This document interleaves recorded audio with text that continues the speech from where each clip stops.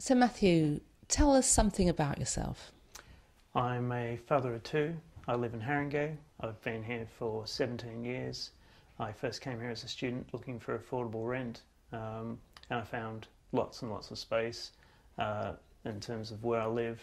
I went from a bedsit to a two-bedroom flat, which was a big up.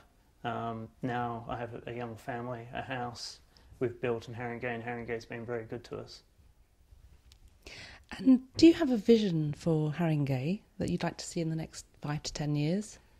A vision for Harringay. I would like to see our green credentials increased. Muswell Hill used achieved £60,000 for the new green economy. I'd like to see Harringay contribute and achieve more. I would also like to see pollution meters in green lanes so we can see how much people are being affected by pollution and congestion. I'm an urban design graduate, so I'd obviously like to bring into the debate and discussion urban design skills and solutions, and also looking at other independent research bodies through universities, because they're always taking out case studies, and I think we can learn a lot and gain free information that way. So whether that be from the architecture school or sciences. And what one thing do you think would help get us to that position where, for your vision of Harringay, what particular thing would you want to be specialising in the first instance in? I think as a councillor, I think that your role is to be able to bring perspectives from different people to the table, and people from different professions and experiences. So I think a lot more community involvement, less sort of, what's the expression, collegiate systems where everyone can come into the discussion, not just the people that have been elected as representatives for the community. I think we need more leadership in assembly meetings, because they can waffle on, and I think that we need to be sort of concise, and we need to get to the point so everybody can hear what the real situations are. It'd be nice if we had Excel presentations from people, say the NHS, and then people could talk intelligently about that rather than sort of throwing mud. So that's from my experience. I'd like to see that change.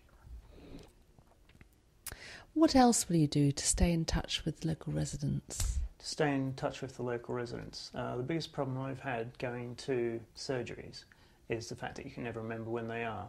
So they may be the first Monday of the month or the last Monday, and you might be able to remember that, but dates don't always lend themselves to that. So I would say first of every month is when I would have my surgery.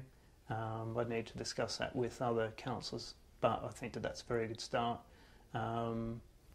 I am always picking up the children from school, crossing green lanes. My wife and I do drop-offs for the children, so it's almost nigh impossible to avoid me crossing the ladders at some point.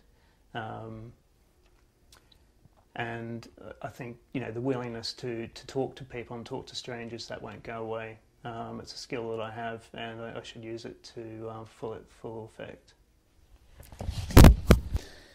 So Matthew, give me some examples of some practical things you'll be doing to improve the look of the ward that you want to be councillor of. Things that have a large impact but don't cost a lot of money. We're going to have a tough time ahead of us with the following year after the elections.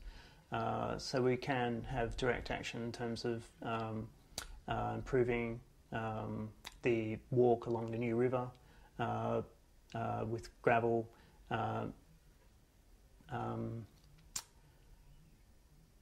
working bees, and making it safer, perhaps talking with the police to see if we can get a CCTV camera, because it's not a safe place to go from dusk on, which is a shame because there is a bat community. So, it's probably one of the best places to see bats in a sort of public space or semi-public space. It's a quick and direct access to the railway line. Whiteman Road is blighted by pollution and over congestion, which make it hostile to pedestrians. It's quite smelly when you get home from work. I think that we could probably go back to the original framework in London, looking at the Victorian framework and looking at planting, which would be London plains, returning to the London plains where possible. They're great at filtering fumes from cars, and also the hedge can provide sound insulation against noise pollution as well as cars. Is there anything else you'd like to mention at all?